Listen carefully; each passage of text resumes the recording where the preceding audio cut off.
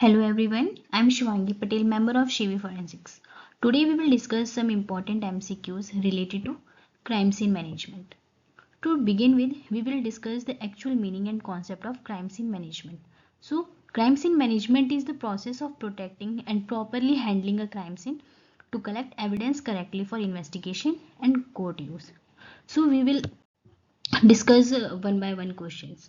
So, the first question is the primary objective of crime scene management is to preserve and protect physical evidence, and this is because evidence is fragile and can be easily lost, damaged or contaminated. If evidence is not preserved properly, further investigation and court proceedings become meaningless. Therefore, preservation is always the first and most important step in crime scene management. So the explanation is here and the correct answer is C. That is preserve and protect physical evidence. Second question. The first action taken by an investigating officer at a crime scene should be. So the first action at a crime scene is to secure and isolate the area. This prevents unauthorized entry and protects evidence from contamination, loss or destruction. Only after the scene is secured can photography, evidence collection and witness interrogations be done properly. So the answer is B. Secure and isolate the crime scene. Move on to the third question. Locard's exchange principle states that.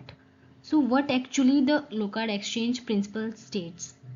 So Locard exchange principle states that every contact leaves a trace. Whenever a criminal comes in contact with a person or a place, some material is transferred such as hair, fibers, soils or fingerprints. This principle forms the foundation of forensic science and helps link the suspect to the crime scene. So the answer is C. Every contact leaves a trace. Now the fourth question is crime scene documentation is mainly done to. Why we are doing the documentation when we reach at the crime scene? So crime scene documentation is mainly done to create a permanent record for court. It accurately records the condition of the crime scene as it was found, which helps investigator present clear and reliable evidence during the court proceedings. So the answer is C. Create a permanent record for court. Now the fifth question is chain of custody refers to. What actually a chain of custody? So chain of custody refers to the continuous and documenting record of evidence handling. It tracks who collected, transferred, stored and examined the evidence, ensuring its integrity and authenticity from the crime scene to the courtroom. So the answer is C. Continuous record of evidence handling. Now the sixth question is which type of evidence should be collected first at a crime scene? So when we go to the crime scene, which evidence should be collected first? So the answer is fragile and perishable evidence should be collected first at a crime scene. Why? Because such evidences like blood stains, footprints or trace materials can easily deteriorate or be destroyed if not handled immediately. So therefore it is given top priority during evidence collection. So the answer is C. Fragile and perishable evidence. Now the seventh question is which crime scene search pattern is most suitable for a large outdoor area? Normally we use the strip or line search pattern is most suitable for large outdoor crime scenes because it provides systematic and wide coverage by allowing investigators to move in a straight lines, ensuring that no area is missed during the search. So the answer is D. Strip or line search method. Now, eighth question is why is evidence marked before collection? Evidence is marked before collection for proper identification and location reference.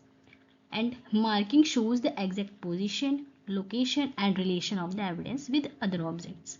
This helps in crime scene reconstruction and avoids confusing during court explanation. The answer is D. For proper identification and location reference. Now, ninth question. Which principle ensures evidence is admissible in the court? So, the proper chain of custody ensures that evidence is admissible in the court. It proves that the evidence was handled correctly, not tampered with, and remained secure from collections to presentations. This maintains the legal credibility of the evidence.